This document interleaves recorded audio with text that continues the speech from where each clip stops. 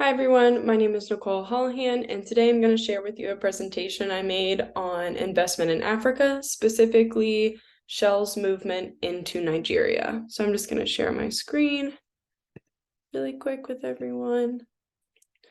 Okay. All right, so to start off, we're going to talk about Shell's history a little bit. Shell started as a very small company in London that was selling seashells in 1833. That's where the name Shell came from. After the Sun took over the company, which was in 1893, it became the Shell Transport and Trading Company because the Sun realized that there was more money and he was more interested in the oil business. The Shell we know today was formed in 1907 with the merger of the Royal Dutch Petroleum Company and the Shell Transport and the Trading Company. In 1937 is when Shell became active in Nigeria. So Shell in Nigeria, Shell entered this market by forming joint ventures, having wholly owned subsidiaries, which I'll talk about in a moment, and licensing. Shell was the first company to explore and export the oil in Nigeria, so they had the license to do that. There are 3 subsidiaries within Shell that are in Nigeria. The first is the Shell Petroleum Development Company, which is the largest oil export in Nigeria, and they also formed a joint venture with a Nigerian government-owned company called the Nigerian National Petroleum Corporation. The next is Shell Nigeria Exploration and Production Company. It's exactly as it sounds. They are in charge of the exploration and the production of the oil in Nigeria. And then there is the Shell Nigeria Gas, which is the only international company that deals with gas in Nigeria.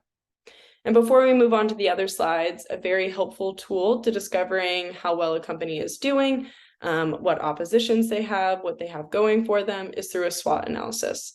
So for the next few slides, we're going to talk about Shell in Nigeria's strengths, weaknesses, opportunities, and their threats.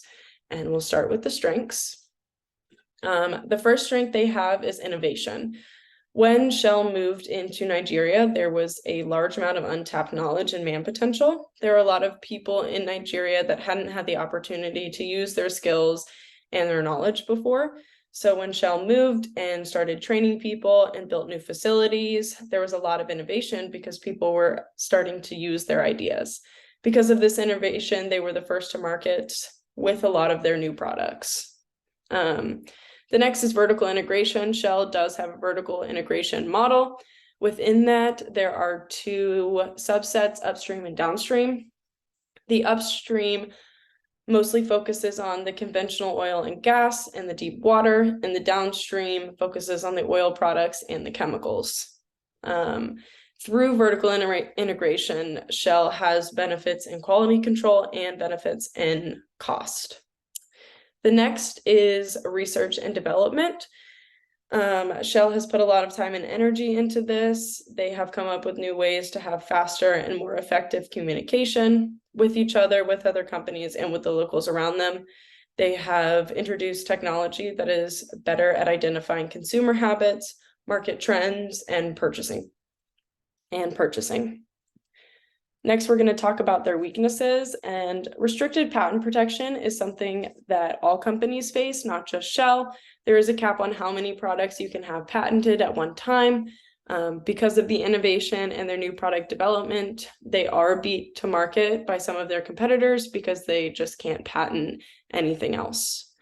And then probably what people most know about when it comes to Shell is the oil spills.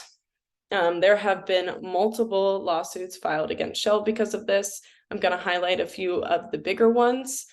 In 2015, Shell had to pay a total of $7 million to the locals of the Niger Delta's Bodo community. That was for 2 different oil spills. In 2021, they settled for $111 million. That was paid to multiple communities in the southern part of Nigeria due to crude oil spills in the 1970s. So these locals have been fighting for decades to get recognition and money for this tragedy. Shell did settle, but they have maintained the position that third parties were responsible for that during the Nigeria Civil War. And then another one people might know about is the human rights violations. The most notable of the human rights violations is that of what happened in 1995.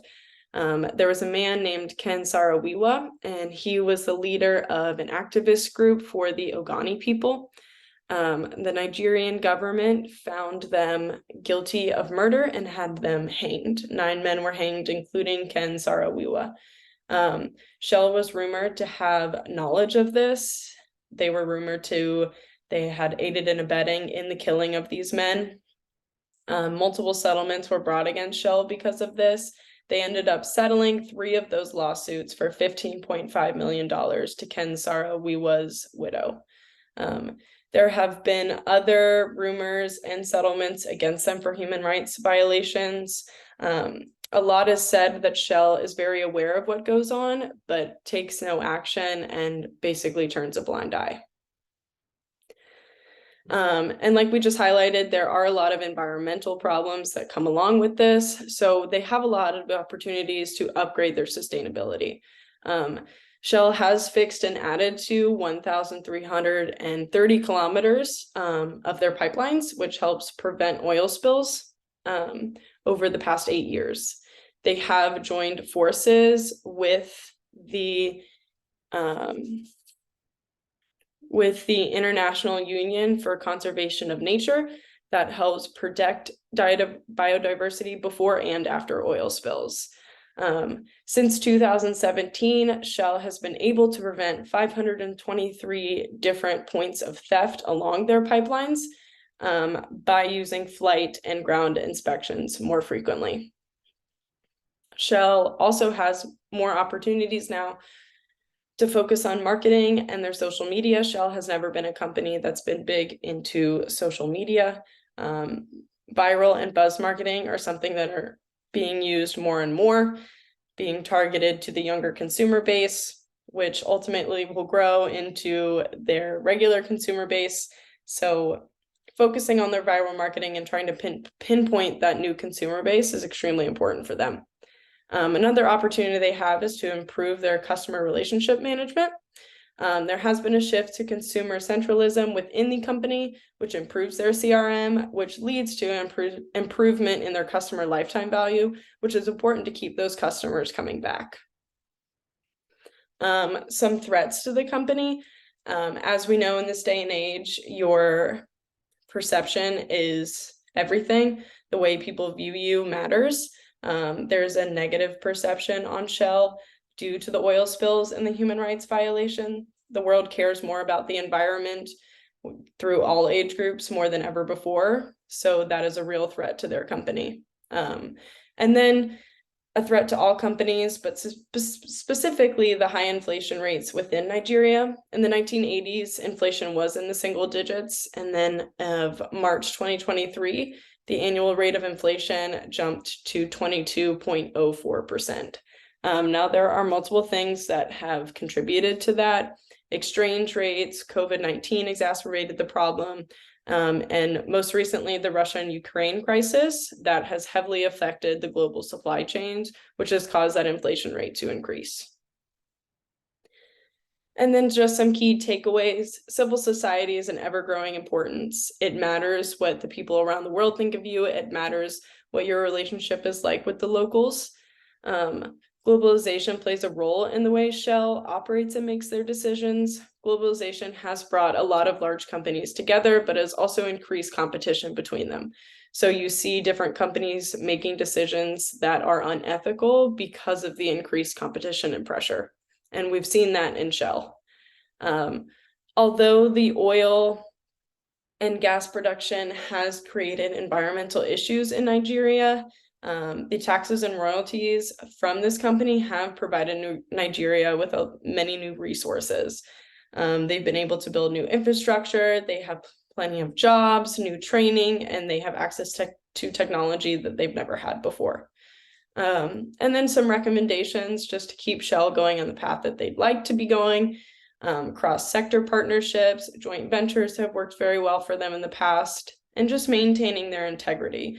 A lot that Shell has going against them is that they don't stand up and they don't take accountability for their actions. So maintaining that integrity, calling themselves out, will go a long way for them. And thank you.